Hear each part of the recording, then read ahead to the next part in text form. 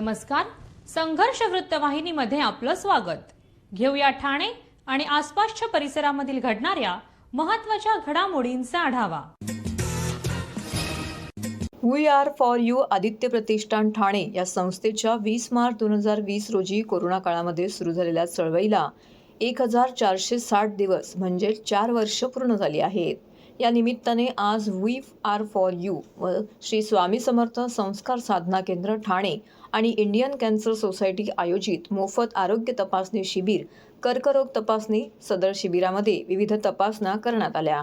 त्यामध्ये डेंटल सर्जनद्वारे तोंडाची तपासणी, स्त्रीरोग तज्ज्ञांद्वारे आणि क्लिनिकल स्तन तपासणीसह स्त्रीरोग तपासणी, फिजिशियनकडून शारीरिक तपासणी देखील येथे करण्यात आली. अशा विविध प्रकारच्या तपासण्या या शिबिरामध्ये करण्यात आल्या. 30 ते 65 वयोगटातील पुरुष व स्त्रियांकरिता हे शिबिर आयोजित करण्यात आलं होतं. या कार्यक्रमाचं नियोजन किरण विष्णू नागती यांनी केलं. परिसरातील महिलांनी आणि नागरिकांनी मोठ्या संख्येने उपस्थित राहून या शिबिराचा लाभ घेतला. या कार्यक्रमात प्रमुख अतिथी म्हणून शहर प्रमुख हेमंत पवार, माजी नगरसेवक भास्कर पाटील यांसह इतर मान्यवरांची येथे उपस्थिती लाभली. अशा प्रकारे परिसरातील नागरिकांनी या ठिकाणी उपस्थित राहून या शिबिराचा मोठ्या संख्येने लाभ घेतला.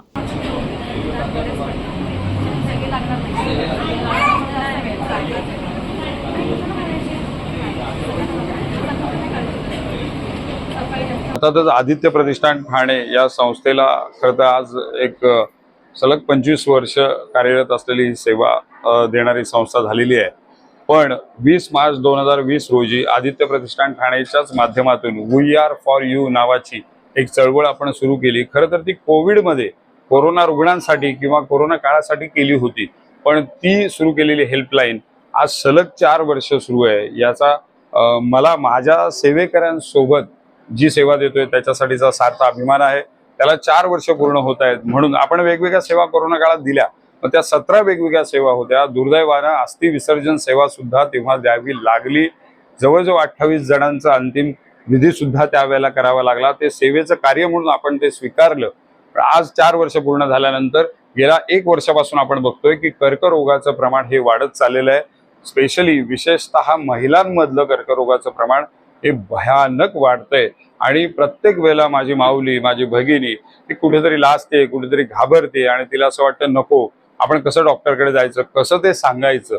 त्याकरता आपण यावर्षी हा एक प्रण केला आणि ही एक वेगळी सेवा सुरू केली की कर्करोगासाठी आपण सेवा कार्य सुरू केलेलं आहे. त्याचाच एक भाग म्हणून आपण वी आर फॉर यू आणि टाटा कॅन्सर सोसायटीच्या संयुक्त विद्यमानं वेगवेगळ्या तपासण्या इथे मोफत ठेवलेल्या आहेत. महिलांसाठीच्या गायनॅक इथे आहेत, डेंटल काही टेस्ट आहेत, वेगवेगळ्या शरीराच्या वेगवेगळ्या अवयवांच्या बाबतीतल्या कॅन्सर डिटेक्ट जिथे जिथे होतोय, सस्पेक्ट होतोय, ज्याच्या अवयवांशी रिलेटेड त्या सगळ्या प्राथमिक चाचण्या इथे होत आहेत. तुम्ही बघत असाल की किरण नागती, भास्कर पाटील आणि त्यांच्या सर्व सहकाऱ्यांनी महिलांसाठी कॅन्सरचा जो कॅम्प आहे तो उपलब्ध करून दिलेला आहे. जवळजवळ 200 महिलांनी या आपल्या या शिबिरामध्ये भाग घेतलेला आहे. म्हणजे जे टाटा हॉस्पिटलचा जो कॅम्प आहे गायनिकचा, त्याच्या माध्यमातून त्यांनी सर्व प्रकारच्या ज्या टेस्ट असतील कॅन्सरच्या, त्यासाठी त्यांनी ह्या शिबिराचं आयोजन केलेलं आहे. आदित्य प्रतिष्ठानला 25 वर्ष पूर्ण झालेली आहेत आणि सामाजिक उपक्रम त्या माध्यमातून किरण नागती या भागामध्ये करतायत. आणि आज या ठिकाणी कर्करोग निदान शिबिर महिलांसाठी आयोजित केलेलं आहे.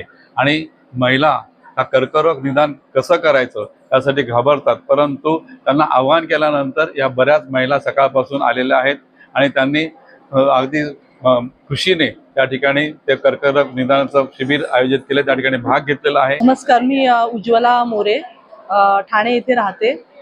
किरण नागती सरांनी हे जे शिबिर भरवलंय त्याचा तळागाळातल्या लोकांना फारच चांगला उपयोग होणार आहे. कारण स्त्रिया नेहमी स्वतःच्या आरोग्याकडे नेहमी दुर्लक्ष करत असतात. त्यानिमित्ताने म्हणजे सरांच्या जे आयोजित केलेलं आहे शिबिर, त्यानिमित्ताने स्त्रियांची एक चाचणी होत आहे. त्याबद्दल मी सरांना धन्यवाद देते. सर्व नागरिकांना आवाहन करण्यात येत आहे की सध्या डासांमार्फत पसरणाऱ्या डेंग्यू या आजाराचा प्रसार रोखण्यासाठी प्रत्येकाने पुढील प्रमाणे कार्यवाही करावी. डेंग्यू आजार एडिस इजिप्ती हा डास चावल्याने होतो. या डासांची पैदास साचलेल्या किंवा साचवलेल्या स्वच्छ पाण्यामध्ये होते. 8 दिवसांपेक्षा जास्त दिवस पाणी उघडे व साचून राहिल्यास त्यात डास अंडी घालतात. अंड्यांच्या अळ्या तयार होऊन पुढे डास तयार होतात. यासाठी आपल्या घरातील पाणीसाठे उदाहरणार्थ बॅरल्स, पिंपे, टाक्या, हौद, रांजणे इत्यादी दर आठवड्याला रिकामे करून घासून पुसून कोरडे करून पुन्हा भरावे. 1 दिवस कोरडा दिवस म्हणून पाळावा. पाणी साठ्यांना घट्ट झाकणे बसवावीत किंवा जुनी साडी, चादर, धोतर यांनी बांधून झाकून ठेवावीत, म्हणजे डास त्यात जाऊन अंडी घालणार नाहीत. घराच्या गच्चीवर, आजूबाजूला, अंगणात कोठेही पाणी साचू देऊ नये. भंगार सामान उघड्यावर टाकू नये. उदाहरणार्थ टायर्स, प्लास्टिक सामान, कुंड्या, टाकाऊ वस्तू इत्यादी. अशा सामानात पावसाचे पाणी साठून त्यात डेंग्यूच्या डासांची पैदास होते. घरातील कूलर्स, फ्रीजच्या पाठीमागील ट्रे हे देखील वेळोवेळी कोरडे करावेत. लक्षात ठेवा, नुसत्या फवारणीने डास घनता कमी होत नाही, तर त्यासाठी डास पैदास ठिकाणे नष्ट करणे ही आपल्या सर्वांची जबाबदारी आहे. कोणताही ताप अंगावर न काढता जवळच्या शासकीय रुग्णालयात मोफत औषधोपचार घ्या. अशा प्रकारे नागरिकांनी सहकार्य केल्यास डेंग्यूचा प्रसार रोखणे सहज शक्य आहे.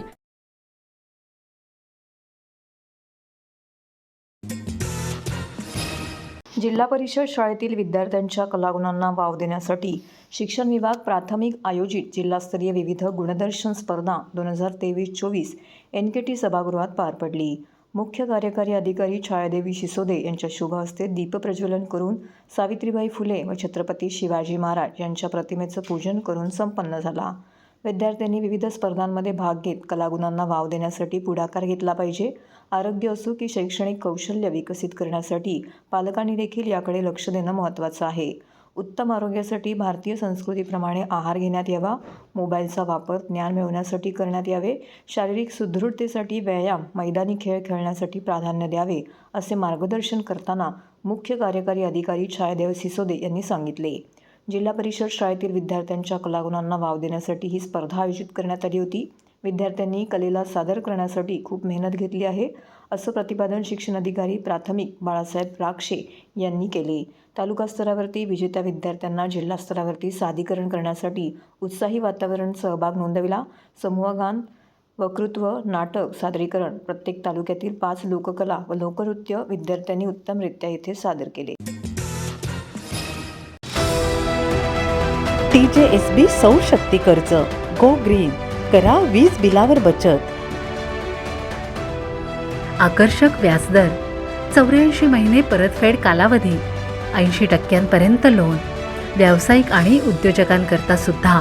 अधिक माहितीसाठी तुमच्या जवळच्या शाखेला भेट द्या किंवा संपर्क साधा. 1800-223-466 आणि 1800-266-3466.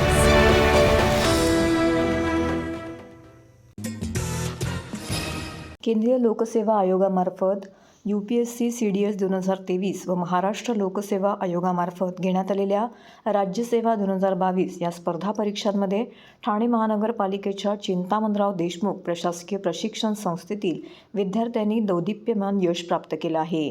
त्यांच्या यशाबद्दल ठाणे महानगरपालिकेच्या शिरपेचात मानाचा तुरा रोवला गेला आहे. केंद्रीय लोकसेवा आयोगामार्फत घेण्यात आलेल्या CDS 2023 या स्पर्धा परीक्षेत आर्यन देवळेकर यांनी ऑल इंडिया रँक 54 असे दौदिप्यमान यश संपादन केलेलं आहे. तर महाराष्ट्र लोकसेवा आयोगामार्फत राज्यसेवा 2022च्या स्पर्धा परीक्षेत चिंतामणराव देशमुख प्रशासकीय संस्थेतील प्रशिक्षणार्थी धनंजय वसंत बांगर हे महाराष्ट्र राज्यात 2ऱ्या क्रमांकाने, तर शमा अनुसे यांनी महाराष्ट्र राज्यात मुलींमध्ये 11वा क्रमांक, ऋतुजा पवार उपशिक्षणाधिकारी, रेश्मा सस्ते उपशिक्षणाधिकारी, आशिष खेनात उपशिक्षणाधिकारी यांनी यश संपादन केलं आहे. त्यांनी त्यांच्या जिद्दीने, मेहनतीने व चिकाटीने आणि चिंतामणराव देशमुख प्रशासकीय प्रशिक्षण संस्थेने केलेल्या योग्य मार्गदर्शनाच्या जोरावरती त्यांनी हे दौदिप्यमान यश संपादन केलं आहे. या सर्व विद्यार्थ्यांचे महानगरपालिकेचे अतिरिक्त आयुक्त संदीप माळवी, उपायुक्त उमेश बिरारी यांनी अभिनंदन करून पुढील वाटचालीसाठी शुभेच्छा दिल्या. तर हे होतं संघर्ष वृत्तवाहिनीचं आजचं बातमीपत्र. उद्या पुन्हा भेटू याच वेळी याच ठिकाणी. ताज्या घडामोडींसह. तोपर्यंत नमस्कार.